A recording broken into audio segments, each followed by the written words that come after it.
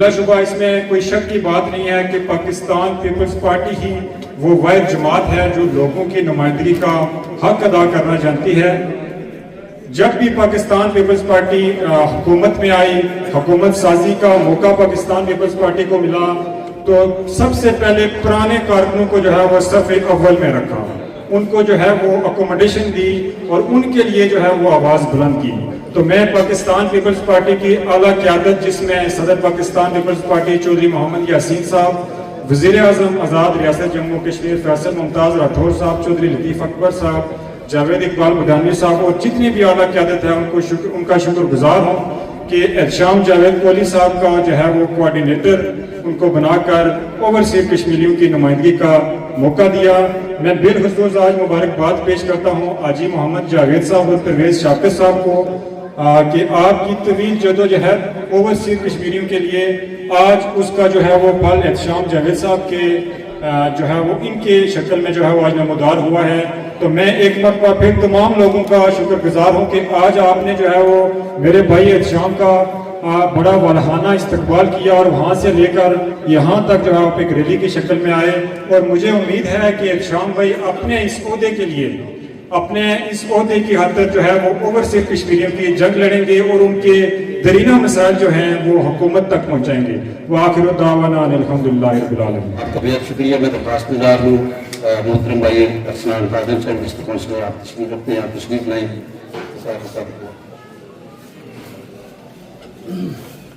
اعوذ باللہ من الشیطان الرجیم، بسم اللہ الرحمن الرحیم۔ اسٹیج پہ تشریف فرما انتہائی قابل احترام ممبر ضلع کونسل چودھری زمان جنگی صاحب، چودھری رشید پانیہ صاحب، پیر سید محسن شاہ صاحب، سید فیصل معروف شاہ صاحب، چیئرمین بڑالی ماسٹر رمضان شاہد صاحب، ان کے ساتھ تشریف فرما میرے ماموں حاجی محمد جاوید صاحب اور پرویز شاکر صاحب، اور اس پنڈال میں موجود جتنے بھی افراد ہیں سب کو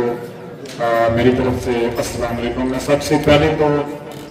مبارکباد پیش کروں گا احتشام جاوید کوہلی صاحب کو کہ آج آپ کو جو ہے وہ طویل جدوجہد کے بعد حکومت آزاد کشمیر کی طرف سے کوارڈینیٹر برائے اوورسیز کشمیری تعینات کیا گیا۔ بلا شبہ یہ ہمارے پورے علاقے، پورے خطے اور ہمارے خاندان اور ضلع کوٹلی کے لیے بڑی فخر کی بات ہے کہ آج ہم میں سے ایک نوجوان کو جو ہے وہ یہ عظیم رتبہ ملا۔ بلا شبہ اوورسیز کشمیری جو ہیں وہ ہماری ریاست اور ہمارے ملک پاکستان کے لیے ایک ریڑھ کی ہڈی کی حیثیت رکھتے ہیں۔ مشکل حالات میں اپنے اہل و عیال کو چھوڑ کر بیرون ملک بسلسلہ روزگار جاتے ہیں اور وہاں سے زر مبادلہ جو ہے وہ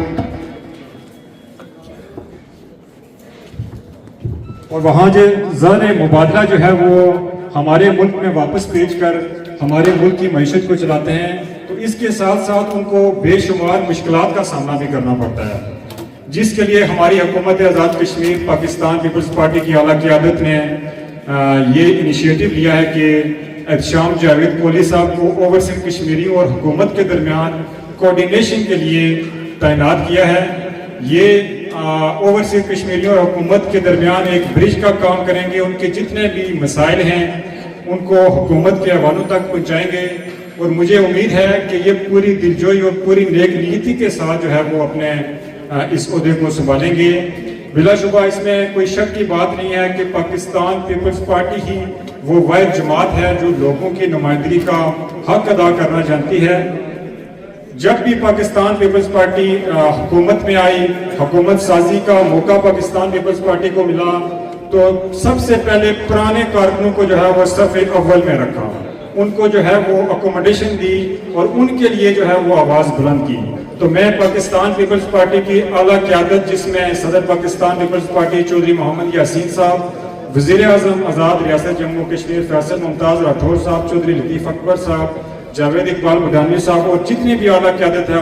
ان کا شکر گزار ہوں کہ احتشام جاوید کوہلی صاحب کا جو ہے وہ کوارڈینیٹر ان کو بنا کر اوورسیز کشمیریوں کی نمائندگی کا موقع دیا۔ میں بالخصوص آج مبارکباد پیش کرتا ہوں حاجی محمد جاوید صاحب اور پرویز شاکر صاحب کو